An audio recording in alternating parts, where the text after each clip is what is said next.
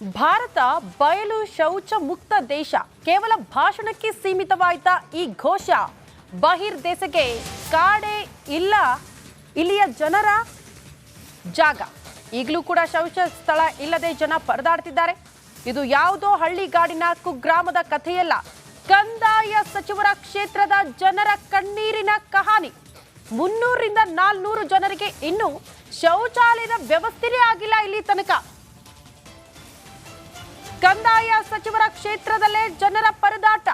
300ರಿಂದ 400 ಜನ ಇನ್ನೂ ಕೂಡ ಶೌಚಾಲಯದ ವ್ಯವಸ್ಥೆ ಇಲ್ಲ ಅನ್ನೋ ಕಾರಣಕ್ಕೆ ಪರದಾಡ್ತಿದ್ದಾರೆ.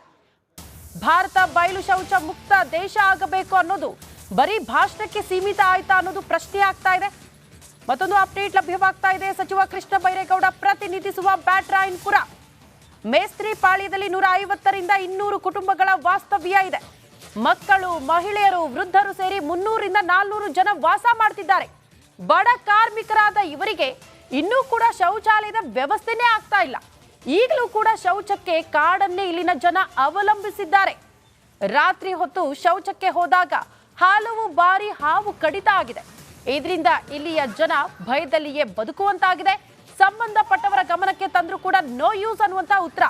ಕೇವಲ ಭರವಸೆ ನೀಡಿ ಸುಮ್ಮನಾಗ್ತಿದ್ದಾರಂತೆ ಜನಪ್ರತಿನಿಧಿಗಳು. ಸದ್ಯ ಅಲ್ಲಿನ ಜನರ ಪರದಾಟ ಯಾವ ರೀತಿ ಇದೆ, ಜನಪ್ರತಿನಿಧಿಗಳ ನಿರ್ಲಕ್ಷ್ಯ ಯಾಕೆ, ಈ ಎಲ್ಲದರ ಕುರಿತು ನಮ್ಮ ಪ್ರತಿನಿಧಿ ಸವಿತಾ ಒಂದು ಪ್ರತ್ಯಕ್ಷ ವರದಿ ಕೊಟ್ಟಿದ್ದಾರೆ. ನೋಡ್ಕೊಂಡು ಬರೋಣ. ಬರುತ್ತೆ, ಭರವಸೆ ನೀಡುತ್ತೆ, ಮತ್ತೆ ಬದಲಾಗುತ್ತೆ. ಭರವಸೆಯಾಗಿಯೇ ಉಳಿಯುತ್ತೆ. ಅದರಲ್ಲೂ ಕೃಷ್ಣ ಬೈರೇಗೌಡರ ಕ್ಷೇತ್ರದ ಇದು. ಕೃಷ್ಣ ಬೈರೇಗೌಡರು ನೋಡಲೇಬೇಕಾದಂತಹ ಸುದ್ದಿ. ಪ್ರಮುಖವಾಗಿ ರಾಜ್ಯದ ಬೇರೆ ಬೇರೆ ಜಿಲ್ಲೆಗಳಿಂದ ದುಡಿದು ತಿನ್ನೋಕ್ಕೆ ಬಂದಂತಹವರಿಗೆ ಇಲ್ಲಿ ಮೂಲಭೂತ ಸೌಕರ್ಯಗಳೇ ಇಲ್ಲ, ಶೌಚಾಲಯ ಇಲ್ಲ, ಬಹಿರ್ದೆಸೆಗೆ ಆಚೆನೇ ಹೋಗಬೇಕು. ಅಷ್ಟೇ ಅಲ್ಲದೆ ಕುಡಿಯುವ ನೀರಿನ ಸಮಸ್ಯೆ ಕೂಡ ಈ ಭಾಗದಲ್ಲಿ ತಾಂಡವ ಆಡ್ತಾ ಇದೆ.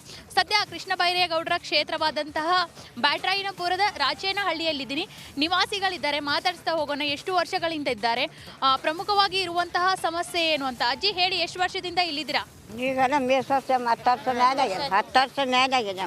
ಏನ್ ಸಮಸ್ಯೆ ಇದೆ? ಏನು ಸಮಸ್ಯೆ ಇಲ್ಲ, ಕುಡಿಯೋ ನೀರಿಲ್ಲ, ಕರೆಂಟ್ ಇಲ್ಲ, ದುಡಿಬೇಕು, ತಿನ್ನಬೇಕು, ಮಕ್ಕಳೆಲ್ಲ ಮರಿಯಲ್ಲ. ಮಕ್ಕಳಿದ ಸಣ್ಣ ಸಣ್ಣ ಮಕ್ಕಳು ಹೊಲ ಎಲ್ಲ ಏನಿಲ್ಲ. ಏನ್ ಸಮಸ್ಯೆ ಆಗುತ್ತೆ ಇಲ್ಲಿ? ಏನು ನೀರು ನೀರಿಲ್ಲ, ನೀರು ನೆಕ್ಸ್ಟ್ ರೂಮ್ ಹೋಗಕ್ಕಿಲ್ಲ, ಬಾತ್ರೂಮ್ ಇಲ್ಲ ಅಮ್ಮ. ಎಲ್ಲಿ ಹೋಗ್ತೀರಾ? ಇಲ್ಲೇ ಓದ್ತೀವಿ, ಆ ಕಡೆ ಇಲ್ಲೇ ನಮ್ಮ ತಿಪ್ಪಲಿದ್ದು ದೂರ ಹೋಗ್ಬೇಕು. ರಾತ್ರಿ ಆವೇನು ಚೇಳೇನು ಏನು ಮಾಡ್ತೀವಿ, ಆಚೆನೆ ಹೋಗ್ತೀರಾ? ಆ ಕಡೆ ಓದ್ತೀವಿ ಅಮ್ಮ. ಎಷ್ಟು ಜನ ಇದ್ದೀರಾ? ಇಲ್ಲಮ್ಮ, ಎಷ್ಟು 200 ಏನು ಚೆಡ್ಡುಗಳಲ್ಲ 200 ಇದಾವ. ಹಾಂ, ಇಲ್ಲಿ 40. ಹಾಂ ಇದಾವಂತ ಅಮ್ಮ. ಹೇಳಿ ಮೇಡಮ್, ಸಂಜೆ ಟೈಮು ಬಹಿರ್ದೆಸೆಗೆ ಆಚೆ ಹೋಗ್ತೀರಾ, ಶೌಚಾಲಯ ಇಲ್ಲ ಅಂತೀರಾ. ಏನಾದರೂ ಅಧಿಕಾರಿಗಳಿಗೆ ಅಥವಾ ಕ್ಷೇತ್ರದ MLA ಗಮನಕ್ಕೆ ಬಂದಿದೆನಾ, ಬಂದಿಲ್ವಾ? ಯಾರು ಬಂದಿಲ್ಲ ಮೇಡಮ್ ಇಲ್ಲಿಗೆ. ಇಲ್ಲಿ ಯಾರು ಬಂದೇ ಇಲ್ಲ, ಯಾರು ಕೇಳೇ ಇಲ್ಲ. ಇಲ್ಲಿ ಶೆಡ್ಡಲ್ಲಿ ಇರೋಕ ಮಳೆ ಬಂದು ಸೋರ್ತೈತೆ, ನೀರು ಬರ್ತಾವ. ತುಂಬ ದಿನ ಆಯ್ತು ಬಂದು, ಮಕ್ಕಳಿಗೆ ಸಾಮಾನ್ಯ ಸ್ಕೂಲು ದೂರ ಆಗ್ತಾ. ಏನಿಲ್ಲ ಮೇಡಮ್, ಇಲ್ಲಿ ಬಾತ್ರೂಮ್ ತೊಂದರೆ ಇದೆ, ನೀರಿನ ತೊಂದರೆ ಇದೆ.